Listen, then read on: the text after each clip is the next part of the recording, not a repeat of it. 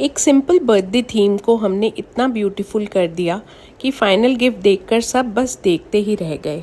आज का project honestly हमारे दिल के बहुत करीब था। एक ब्यूटीफुल 14th बर्थडे सेलिब्रेशन के लिए हमने कस्टम बुके क्रिएट करना था। पार्टी का कलर थीम था yellow and pink, so obviously हमने भी वही कलर्स चूज़ किए ताकि गिफ्ट परफेक्टली मैच करे। But we wanted this bouquet to tell a story. सिर्फ फ्लावर्स नहीं, मेमोरीज भी खिले।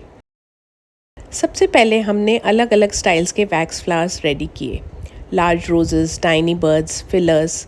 हर फ्लावर कैंडल वैक्स से हैंडक्राफ्टेड है। Different shades of yellow, peach, pink और क्रीम यूज़ किए गए ताकि बुके नेचुरल और वाइब्रेंट लगे। वैक्स फ्लावर्स का बेस्ट पार्ट ये होता है कि सिर्फ डेकोरेशन नहीं होते, ये एक्चुअल कैंडल्स भी होते हैं।